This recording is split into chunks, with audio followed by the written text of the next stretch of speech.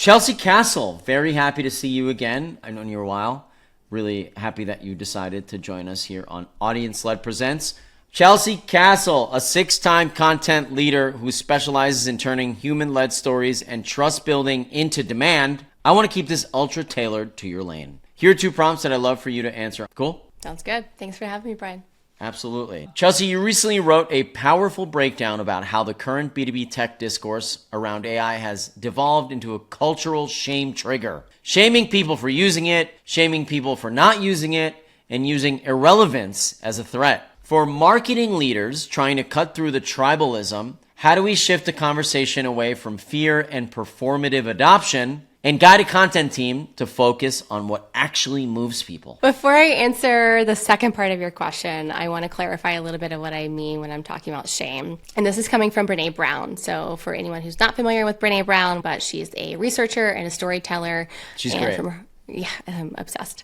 But from her recent research, she has identified that the number one shame trigger in the workplace is the fear of irrelevance. And this is before AI. So now imagine what that feels like and is doing to us with AI. I think this is happening implicitly. Employers are shaming their employees to use it. The whole narrative of like, you will be replaced by someone who knows how to use it, like literally saying they're going to be irrelevant if they don't use it.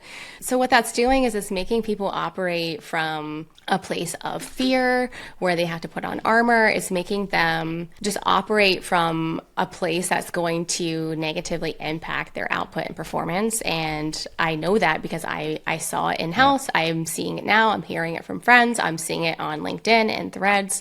So it's happening implicitly, but just like as a byproduct of just existing in this industry, right, of like this intense pressure. And what's happening is when the industry is resorting to fear and identity threats to drive behavior, it's a sign that no one has actually done the hard work of building trust first, which is the core of my personal marketing and content ethos, is like around building trust. So I think to tie that to your question, one of the first things we need to do is we need to shift the conversation so it's less tactical and honestly more philosophical. We have to recognize that this is happening, which I fear most people won't, but because it's hard, because we have to be introspective, because we have to face our cognitive dissonance of using it, which I've also written about. But we have to recognize that this is happening because that fear and shame is going to make us do the wrong things. We're going to put on armor, right? When I mentioned operating from fear, it's going to make us cynical or territorial or competitive. That's why some people I've talked to are like, I'm staying up all night. I'm not working out. I'm not hanging out with my kids. I'm not exercising. I'm not eating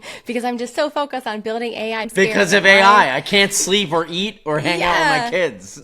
Somebody told me that because they're so scared that this company that they had built, their startup, wasn't going to exist. And I totally empathize and have so much understanding and respect for that fear and that this like scary world that we're living in. But that's, again, operating from a place of fear and scarcity, and that's not going to get us anywhere. It makes us resistant to ideas. It's going to prevent us from learning and growing because by trying to protect ourselves from feeling left behind, we're going to inadvertently stop evolving.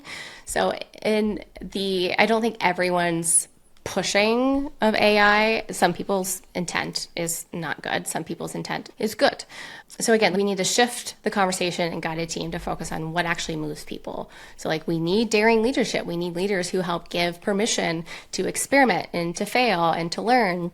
We need environments where we can do all of that and encourage each other to learn together in a place of psychological safety, which also is hard sometimes in tech. We can't be pressuring people to use a tool or shame them to use it. We need to provide governance and guidance. I know some companies are giving access to tools. They're saying, hey, let's have a day or two a week where we don't have meetings, where we can just focus on using AI. That's cool, but just playing around with it isn't enough. You need guidelines, you need governance, you need some sort of community and also cohorts and teaching and education around how to use it, how not to use it. But that's even hard for leaders, right, Chelsea? Because like leaders are still us. Yeah. We assume that if you bought the product and you want your team to adopt it, like you have to know all these things. Where do we even start? Where do they even figure that out? With that governance. Yeah. Obviously, it's not as easy as turning it on and giving access rights to, giving everyone a license to Gemini. Yeah, and the hard thing is you're totally right because no one has the crystal ball or the right answer. And that's part of the problem, right? We're all part of the problem, but also some of the opportunity where we're all learning together. The people who are thought leaders right now, whether it's Zapier, who's been very much on the forefront of writing about it, or creating rules of governance. Yeah. We're still all just figuring it out. So it has a lot to do with finding who you do trust, whether it's a person or a brand or a cohort. Me, for example, I've been taking like a cohort through Optimizely. It's a brand that I trust. And then I'm talking to people who just know more about it than I do. And they're talking about it in a way that aligns with my values. That's like a whole other part of this conversation. And I think it's why there's so much polarization around using it. There's a lot of nuance in all of the thought pieces we see on LinkedIn around, oh, I don't use it for this, or I absolutely do use it for this, or don't use it for writing, or here's how to detect copy and blah, blah, blah. Or I was even starting to put disclaimers on my work because somebody giving me a document that was obviously written by AI felt dishonest. And then I can't turn around and do that same thing because that just feels icky. So, and everyone's value is different. So I'm not necessarily going to judge someone for having a different choice in the same way that, like, I don't eat animals, I don't eat meat, but I'm not going to judge you for eating meat. That's your choice. Yep. You're operating from your values. I'm operating from mine. And I think that's a whole other thread of what's making AI really difficult in the workplace. So I think we also need to separate professional and personal. So I have my personal use where if I could snap my fingers and make the shit go away, I would. But I work in an industry that it's not. That it's there, and I have to find a way to cope with it in a way that aligns with my values, right? So getting back to your question around how do we guide people back to what matters, I think we need to have these hard conversations internally. And we need to say, hey, let's take a step back and remember that this is a tool in our toolbox. And how are we going to use it to connect with our audience and to market to them and ensure like that is job zero. Our job is to connect with your audience, to serve them, to build trust with them.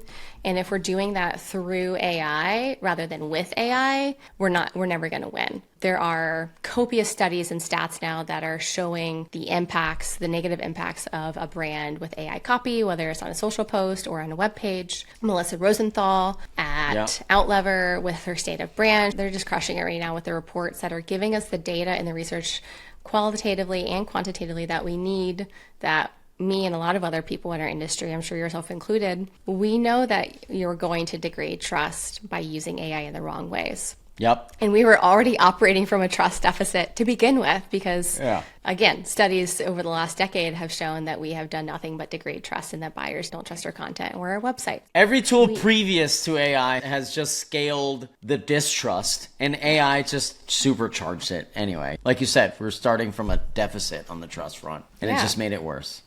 So we really just got to get back to figuring out, like, how can we get back to the core of our job, connecting and building trust. And maybe there are ways that we can use AI as a tool to help with that. And that's where my work is living now, is using it to help achieve that. But again, remembering that it's a tool and it's not like some end all be all magic bullet, this thing that we have to use for everything. Yep. So it's just getting back to what matters.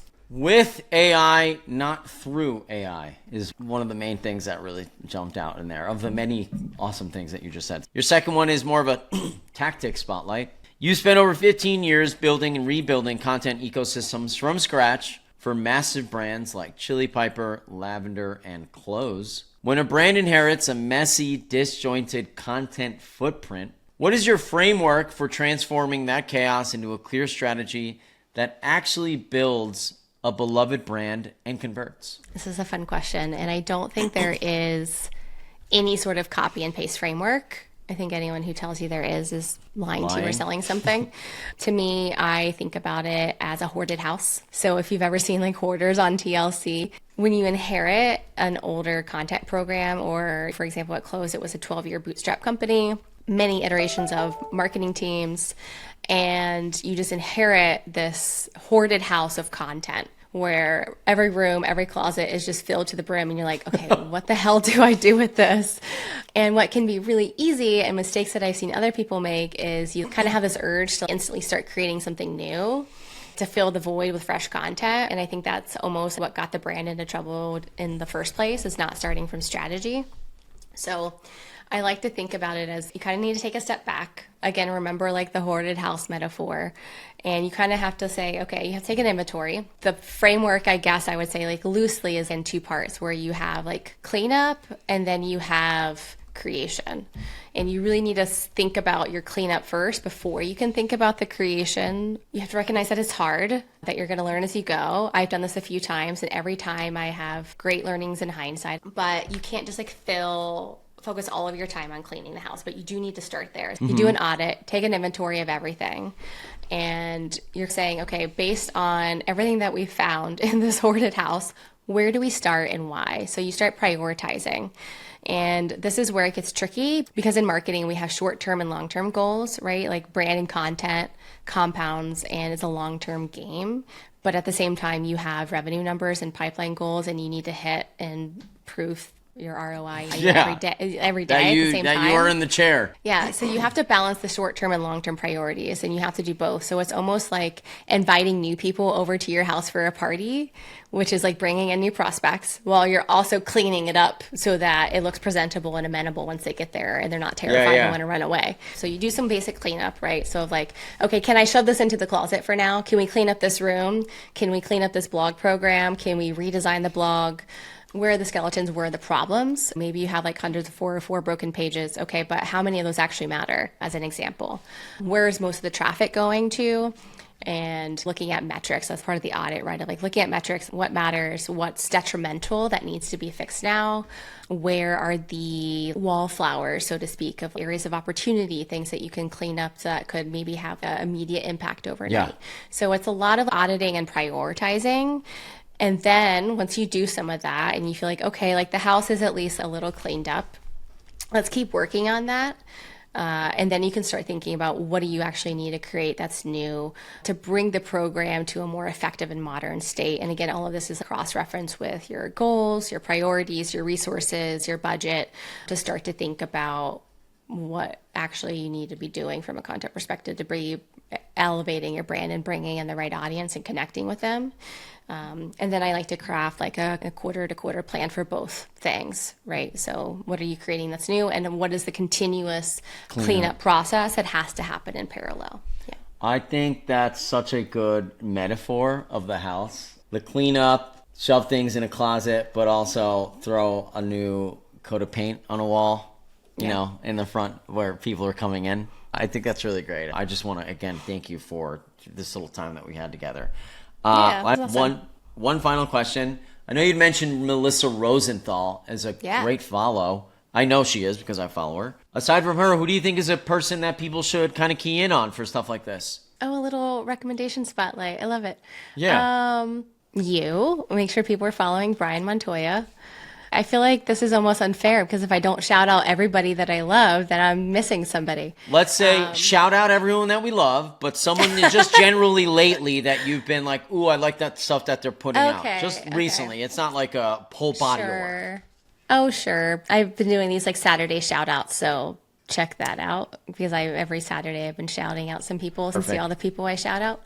I've really been loving Tamalor Oladipo. She goes by Tammy. She's at Buffer. Yeah.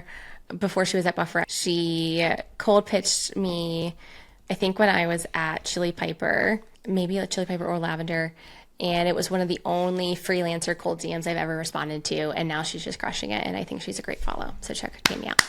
Chelsea, thank you so much.